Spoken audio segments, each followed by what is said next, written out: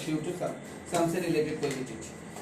The BBM was dissolved on 31/12/2017। Dissolve हो रहा है, बिजनेस क्लोज हो रहा है हमेशा हमेशा के लिए। अब बिजनेस आगे कैरी ऑन नहीं करेगा।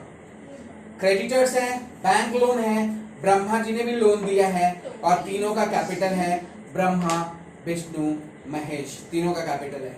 ब्रह्मा ने 11,25,000 का कैपिटल दिया है, विष्णु ने 7,50,000 का कैपिटल दिया और महेश ने 3,75,000 रुपए का कैपिटल दिया बिजनेस को।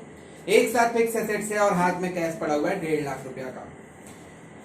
Partner shares profit losses equally. Vyas and company forms chartered accountant did retain to realise the assets and liabilities the cash after discharging of the liabilities.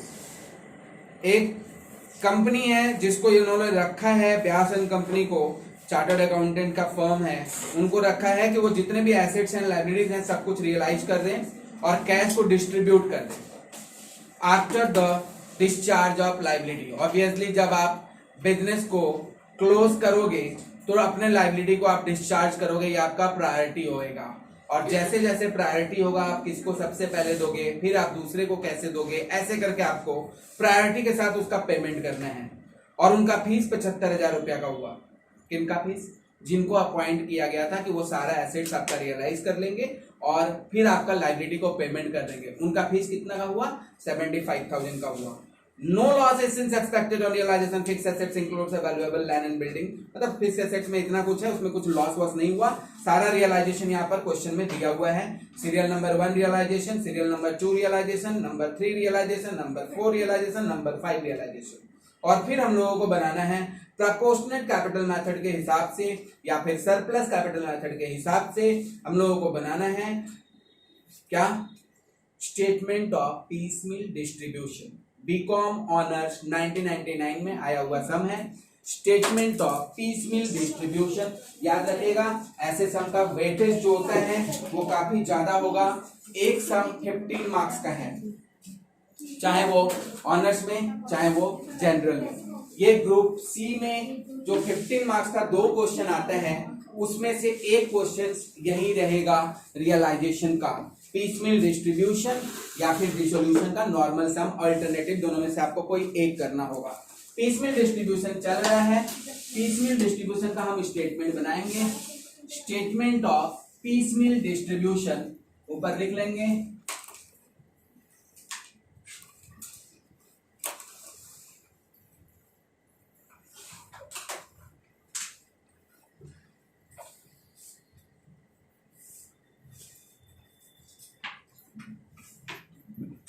पहला कॉलम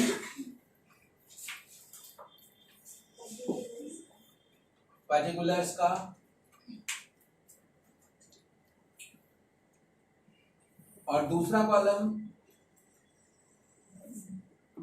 टोटल का, टोटल अमाउंट आपको जो जो मिलेगा।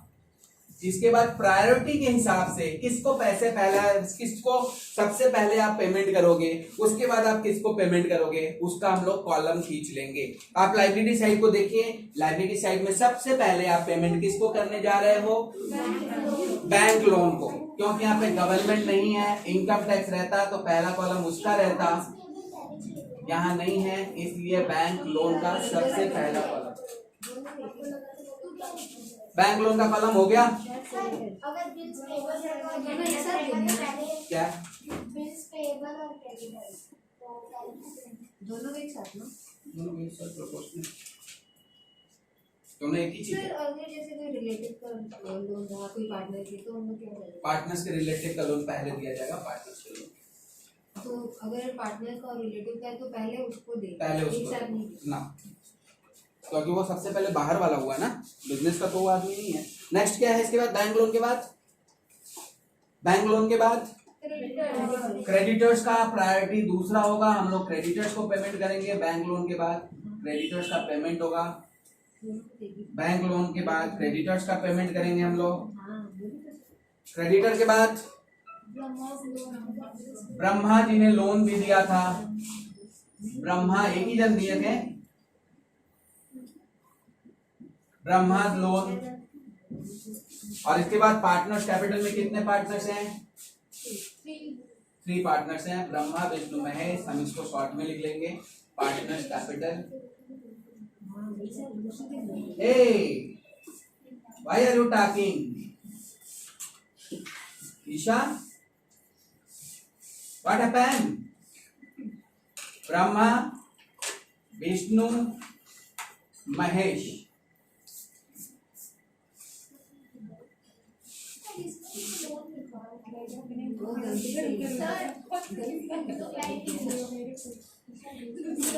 कैसे बनाएंगे? बाद में दे, पहले बना, है ना? हुआ तो सबसे पहले हम लोग जिसका जितना जितना ड्यूज बाकी है लाइबिलिटी साइड में वो हम लोग लिख लेंगे. Amount dues,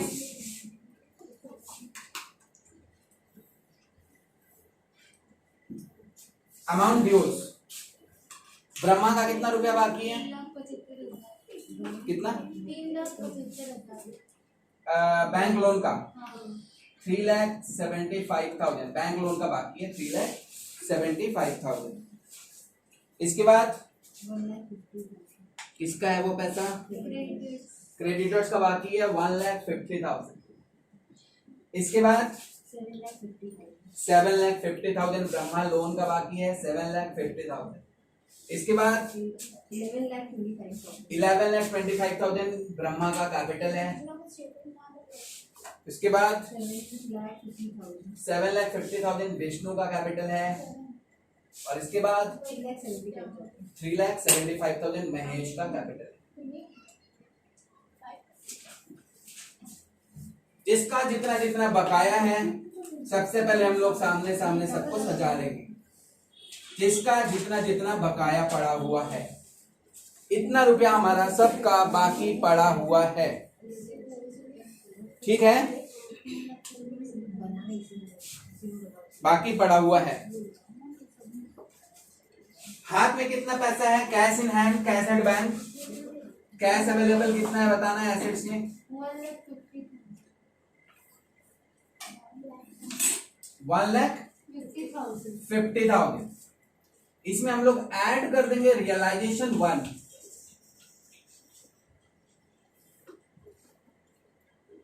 realisation 1.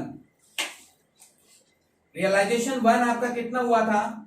3,75,000. इसमें से 75,000 रुपए का फीस आप पेड कर दिए. वो लोग सबसे पहले अपना फीस ले लेंगे जो ये एसेट्स वगैरह रियलाइज कर रहे हैं, क्योंकि वो चार्टर्ड अकाउंटेंट का एक फर्म था जो सारा जिम्मेदारी लिया था कि वो आपका सारा एसेट्स एंड लायबिलिटीज रियलाइज कर देंगे. और इसके बाद क्रेडिटर्स का पेमेंट, लायबिलिटीज का सारा पेमेंट करेंगे. और इसके लिए उनका 75,000 का फीस हुआ. पहला रियलाइजेशन 3,75,000 हुआ. उसमें से 75,000 आप माइनस कर दीजिएगा. तो 3,75,000 में से 75,000 माइनस करेंगे. माइनस करने के बाद कितना रुपया? 3 लाख आपका बचा, यही ना? 3 लाख आपका बचा और तो कुछ नहीं है. कितना रुपया हो गया आपके पास? 3 लाख. और टोटल रुपया कितना हो गया? 4,75,000. हमारे पास इतना रुपया है, सॉरी 4,50,000. अभी हमारे पास इतना रुपया है कि बैंक वाले के मुंह पे फेंक सकते हैं एक साथ में. बोलेंगे भागो यहां से. बैंक वाले को कितना देना है आपको? 3,75,000. हमारे माथा पे चढ़ के बैठा था. जब हम पहला रियलाइज किए तो हमारे पास 4.5 लाख रुपया हुआ. उसके मुंह पे पैसा मारिए और बोलिए चाहिए आप. Paid to bank loan. Bank loan 3,75,000. कितना बचेगा अभी भी आपके हाथ में? 75,000. हाँ, और 3,75,000 आपने बैंक वाले को पेमेंट कर दिया. और अब आपके पास 75,000 है. पड़ा है ना 75? इस 75,000 में किसका हक है अभी? क्रेडिटर्स का. Less payment to creditors. इस 75,000 रुपया को आप क्रेडिटर्स को पेड करिएगा और क्रेडिटर्स में से 75,000 आप माइनस करिएगा. अब आपके पास हाथ में कितना रुपया बचा? खत्म. ठेंगा. कोई पैसा नहीं आपके पास. बैंक लोन नहीं हमारे पास. लेकिन क्रेडिटर का 75,000 रुपया अभी भी ड्यूज है. आई थिंक 75,000 है ना? 1.5 लाख बाकी था. 75,000 आप दिए तो 75,000 रिमेनिंग है अभी भी। ब्रह्मा का लोन का कितना बाकी है? 7,50,000।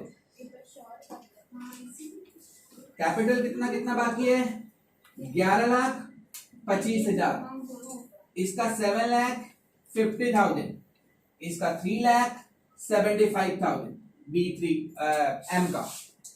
और सामने लिख देंगे amount dues before second realisation. Amount dues before second realisation.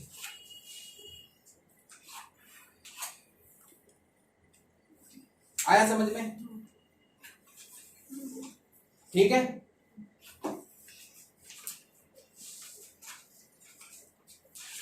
अब हम सेकेंड रियलाइजेशन करेंगे। रियलाइजेशन 2 कितना का हुआ जरा बताना। 11,85,000। ओके 25,000। 11,25,000।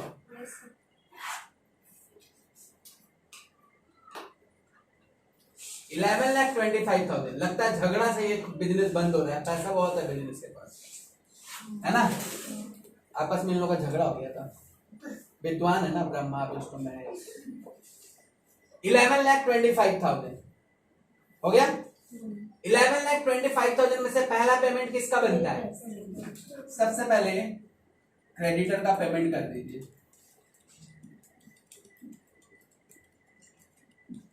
कितना है? 75,000 पेमेंट कर दीजिए। अब आपके पास कितने बचे? 10,50,000। और इस 75,000 का पेमेंट हो गया। बाकी अब ब्रह्मा का लोन है, उसका भी पेमेंट आप कर सकते हो बड़े आसानी से ना, टू ब्रह्मा लोन। क्योंकि आपके पास पैसा 10,50,000 है। झगड़ा होने का कारण भी तो दिख रहा है। झगड़ा होने का कारण क्या दिख रहा है? देखो, तीनों का प्रॉफिट शेयरिंग रेशियो इक्वल है। बेचारा ब्रह्मा जी पैसा कितना लगाए हैं? 11,25,000। थोड़ा देख लो तो झगड़ा होगा ही। जहां पे ऊंच नीच ज्यादा होगा, ज्यादा डिफरेंस है ना, वहां पे झगड़ा होगा ही। तो ये दिक्कत है। तो 7,50,000 किसको दे दिए आप? इसको दे दिए। यहां पर आपके पास अभी भी 3.5 लाख रुपए का बचा है। आपके पास बैंक लोन वाला लाइबिलिटी खत्म, क्रेडिटर वाला लोन लाइबिलिटी खत्म, और ब्रह्मा वाला लोन खत्म। 3 लाख बचेगा ना? ठीक, 3 लाख बचेगा। अमाउंट आपके पास बचा है 3 लाख, और लेने वाले हैं पार्टनर्स कैपिटल। बाहर का झगड़ा खत्म और घर का झगड़ा चालू।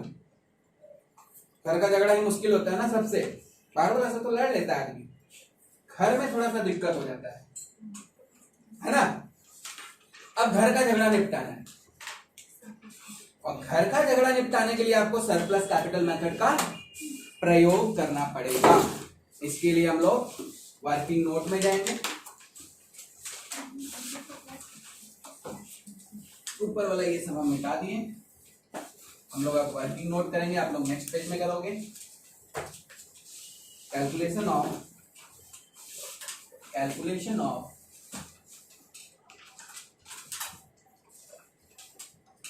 Surplus capital and absolute surplus capital.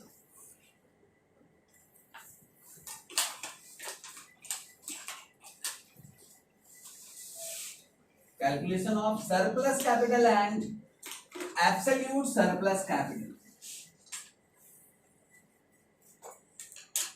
Partner कितने हैं? 3 है, B1, B2, M।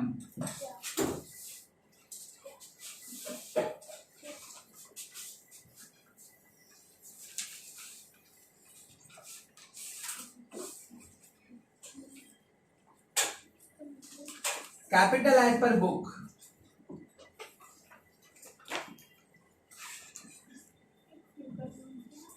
बुक के हिसाब से कैपिटल कितना पड़ा हुआ है?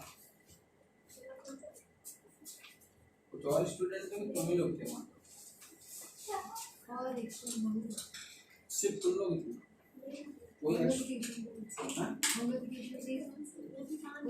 कोई एक्स्ट्रा नहीं था। क्या बोल रहे थे? ऐसे तो नहीं हो सकता है, कोई नहीं है।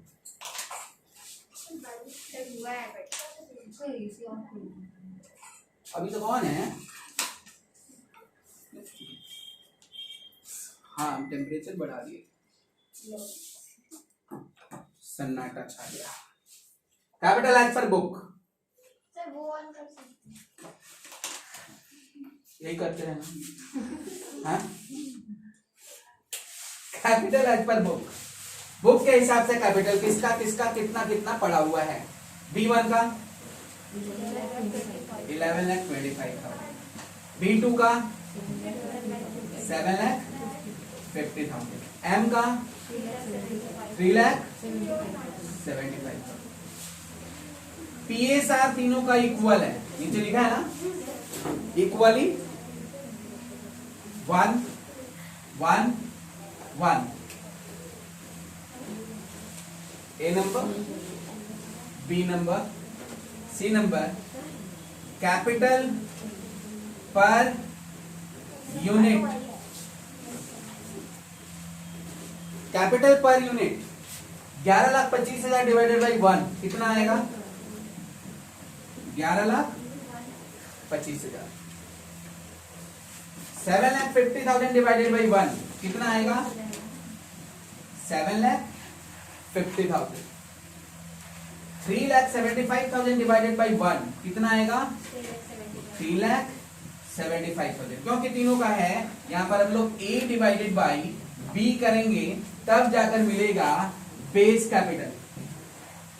बेस कैपिटल वो होता है जो सबसे छोटा होगा, सबसे छोटा होगा उसको आप गोला बना लीजिए, राउंड कर लीजिए और वो आपका बेस कैपिटल हो गया। सही है? बेस कैपिटल के बाद पॉइंट नंबर डी में आप निकालिएगा revised capital.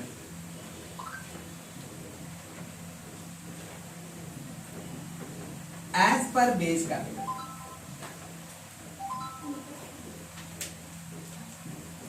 Revised capital as per base capital का मतलब हुआ बेस कैपिटल के को इनटू पीएसआर से आप मल्टीप्लाई कर लीजिए। बेस कैपिटल आपका कितना आया था? 3,75,000 आया था ना, 3,75,000 इंटू 1 कितना हुआ? 3 लाख। उसका पीएसआर है ना, सबके पीएसआर, सबका पीएसआर एक ही है तो सबका कितना आएगा? 3,75,000, 3,75,000, 3,75,000, यही आएगा ना सबका। सरप्लस कितना पड़ा हुआ है? इसका होना चाहिए था कैपिटल हिसाब से 3,75,000, बट ये बेचारा बिजनेस में कितना लगाकर बैठा है? 11,25,000। एक्स्ट्रा कितना लगाकर बैठा है? 7,50,000 ये बिजनेस को एक्स्ट्रा देकर बैठा है। भाई ये हिसाब से आपका 7,75,000 एक यूनिट अगर कैपिटल का प्राइस होता है तो 3,75,000 इंटू 1 करेंगे तो इसका कैपिटल भी इतना होना चाहिए, इसका कैपिटल भी इतना होना चाहिए, इसका कैपिटल भी इतना होना चाहिए, तीनों का बराबर बराबर होना चाहिए। जब हम बराबर बराबर हिस्सा लेते हैं प्रॉफिट का तो बराबर बराबर ही कैपिटल होना चाहिए, है ना। ये कैपिटल लेता है 3 लाख, ये इसका कैपिटल होना चाहिए 3,75,000 का, बट इसने बिजनेस को कितना दे रखा है? 11,25,000। बिजनेस को एक्स्ट्रा कितना दे रखा है? 7,50,000। इसका कैपिटल होना चाहिए 3,75,000, इसने बिजनेस को कितना दे रखा है? 7,50,000। तो एक्स्ट्रा कितना दे रखा है? 3,75,000। और ये जो M है इसका कैपिटल इसके कैपिटल के हिसाब से है, इसलिए भाई आप साइड रहिए, आप बाद में आइए। पहले हम लोग जो ज्यादा दिया हुआ पैसा बिजनेस से निकाल लेते हैं तब आप आइए, क्योंकि देखिए हमारा बिजनेस में 7.5 लाख एक्स्ट्रा पड़ा हुआ है, हमारे बिजनेस में 3,75,000 एक्स्ट्रा पड़ा हुआ है। तो हमारा सरप्लस कैपिटल कितना पड़ा हुआ है, ये हो गया क्या, सरप्लस कैपिटल।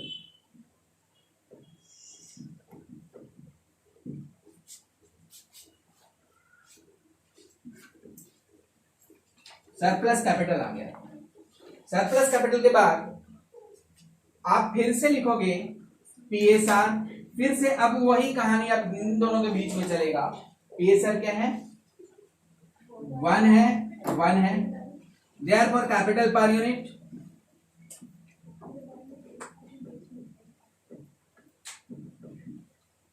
डिवाइड करिए, 7,50,000, 3,75,000, यहां पर बेस कैपिटल क्या हो गया, 3,75,000। वापस से रिवाइज कैपिटल करिए एज पर बेस कैपिटल,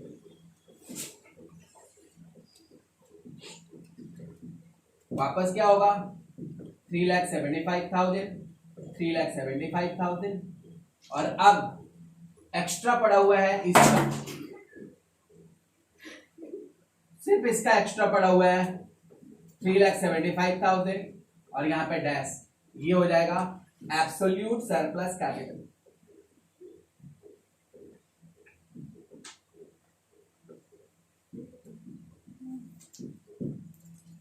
सबसे ज्यादा कैपिटल किसका एक्स्ट्रा पड़ा हुआ है बिजनेस में, एब्सोल्यूट सरप्लस कैपिटल, वो है B1 का, जिसका 3,75,000 आपको पहले देना होगा। इसके बाद ये पैसा, सबसे पहले आपको ये पैसा पेमेंट करना है, इसके बाद आपको ये पैसा पेमेंट करना है, टोटल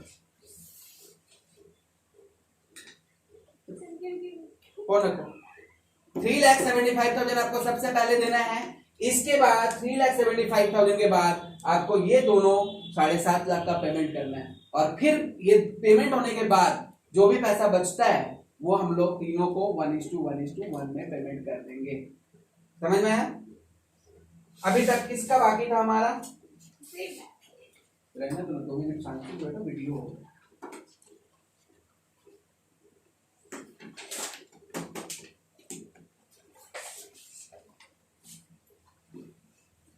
अब हम लोग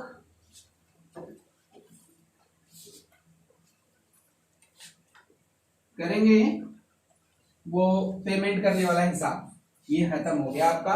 अब हम लोग वापस से फॉर्मेट में आते हैं। पर्टिकुलर्स था,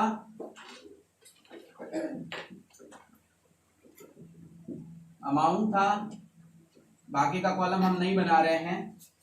पहला है कैपिटल का B1, B2, और तीसरा कौन है, महेश। हाँ,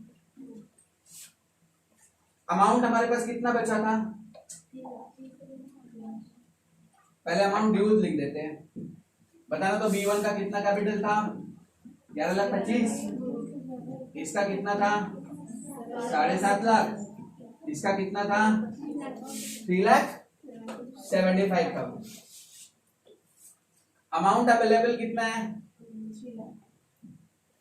अभी भी हमारे पास कितना रुपया पहले का पड़ा हुआ है, 3 लाख। पहले इसको खत्म करना पड़ेगा। और सबसे ज्यादा सरप्लस किसका आया था, एब्सोल्यूट सरप्लस किसका आया था, हाँ बोलो, एब्सोल्यूट सरप्लस किसका आया था, B1 का। कितना आया था 3,75,000, लेकिन हमारे हाथ में कितना रुपया है, तो पहले इसको खत्म करिए तब नेक्स्ट इंस्टॉलमेंट में आएंगे। Less payment for absolute surplus capital,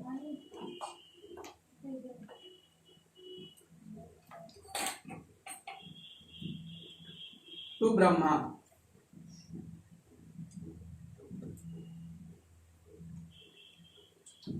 ₹3 lakh हम पेमेंट करेंगे, लेकिन एब्सोल्यूट सरप्लस कैपिटल अभी आपका पूरा नहीं हुआ है, हमारा रुपया खत्म हो गया। ड्यूज बाकी है 8,25,000, 7,50,000 एंड 3,75,000। ड्यूज बिफोर कौन सा realisation, third realisation,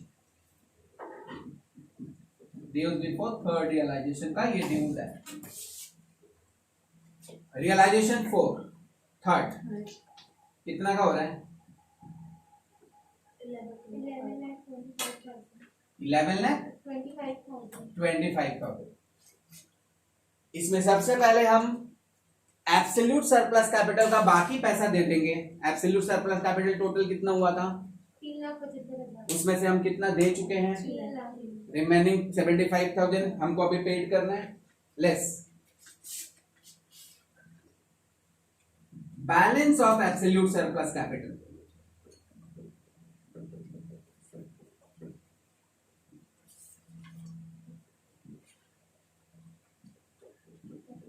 balance of absolute surplus capital 75,000 हम पेमेंट कर देंगे। 75,000 पेमेंट करने के बाद हमारे पास कितना रुपया बचा हुआ है?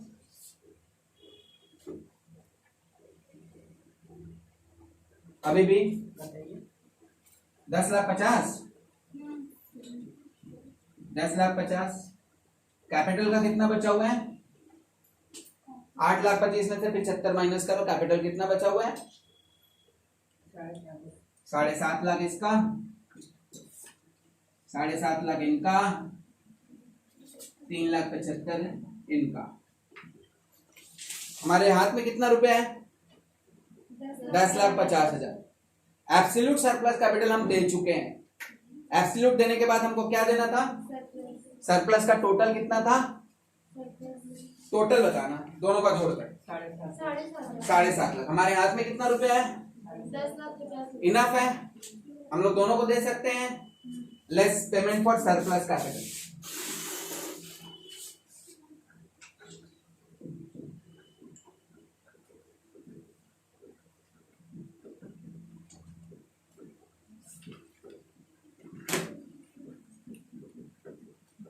to B1 and B2 total 7,50,000 का पेमेंट करना था ना? 3,75,000 इनका पेमेंट हो गया। 3,75,000 इनका पेमेंट हो गया। ये डैश पेमेंट करने के बाद 3,75,000 बचा, 3,75,000 बचा और इनका तो अभी नंबर आया ही नहीं, इनको अभी पेमेंट करना बाकी है। और एक ऐसा जगह आएगा है ना जहां पर हमारा पीएसआर और कैपिटल इक्वल रेशियो में बढ़ जाएगा। पीएसआर और कैपिटल के हिसाब से आपका आ जाएगा। उसी जगह को हम लोग लखनऊ कहेंगे। लखनऊ आ गया, मुस्कुराएंगे। आ गया लखनऊ। 1:1:1 और कैपिटल कितना हो गया? तीनों का इक्वल हो गया। पीएसआर के हिसाब से उनका कैपिटल आ जाएगा। बस यही है ट्रू। अभी हमारे पास कितना रुपया बचा है? 3 लाख। और हमको कितना देना है? अब हमको सरप्लस भी बांट चुके हैं हम लोग, एब्सोल्यूट सरप्लस भी बांट चुके हैं हम लोग, तो जो भी बचा है वो क्या पैसा बचा है? Normal actual capital. लिखिए less payment to actual capital. Less payment to actual capital. और इसके बाद जो भी रियलाइजेशन होगा हम लोग इक्वली तीनों में बांटते चले जाएंगे। Payment to actual capital 3 lakh रुपया पहले बांट देते हैं। 1 लाख इसको मिले, 1 लाख, 1 लाख। अब आपके सब में कुछ भी नहीं बचा है। 2,75,000, 2,75,000, 2,75,000 balance before fourth realisation. Dues before fourth realisation. इसके बाद और कितने रियलाइजेशन है आपके? 2 हैं। दोनों को हम लोग बांटते चले जाएंगे, ठीक है ना। और आपका ये जो बैलेंस है ना ये नेगेटिव आता चला जाएगा, क्योंकि आपके पास इनफ पैसा है इसके बाद भी, और ये माइनस आता जाएगा। और लास्ट में जब सारे रियलाइजेशन का पैसा हम लोग बांट देंगे तो जो लास्ट वाला पॉइंट होगा जो आपका माइनस में आएगा उसको हम लोग कहेंगे प्रॉफिट ऑन रियलाइजेशन। क्या कहेंगे? प्रॉफिट ऑन रियलाइजेशन, क्योंकि वो आपका माइनस में आएगा। भाई इनका कैपिटल का 275 भी बचा हुआ है, इसके बाद जो भी एक्स्ट्रा बच रहा है तो आपका माइनस में चला ही जाएगा ना ये चीज। लेस करिए इसके बाद फोर्थ रियलाइजेशन के बाद। फोर्थ रियलाइजेशन अब लिखिए कितना आया फोर्थ रियलाइजेशन? वाह 22 lakhs 50,000.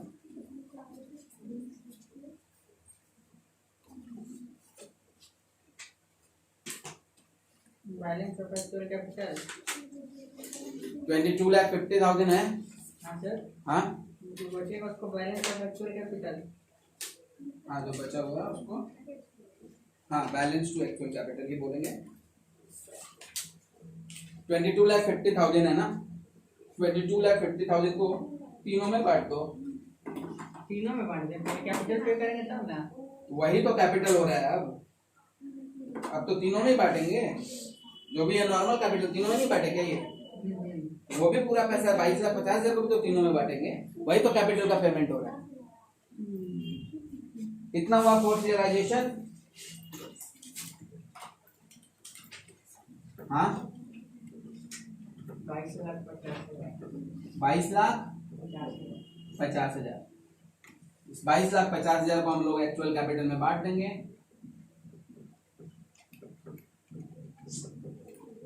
22,50,000 को एक्चुअल कैपिटल में बांट देंगे. 7,50,000 7,50,000 7,50,000 माइनस करने के बाद माइनस में ना 475,000 475,000 सॉरी देख लो अपना 475,000 सबको माइनस में लिखते जाना ब्रैकेट के अंदर.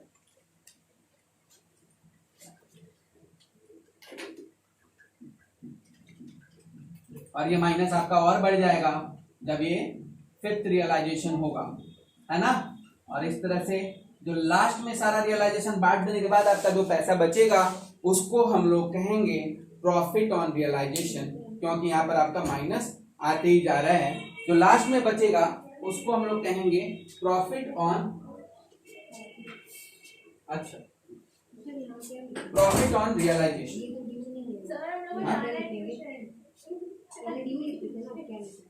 Capital balance before fifth realisation.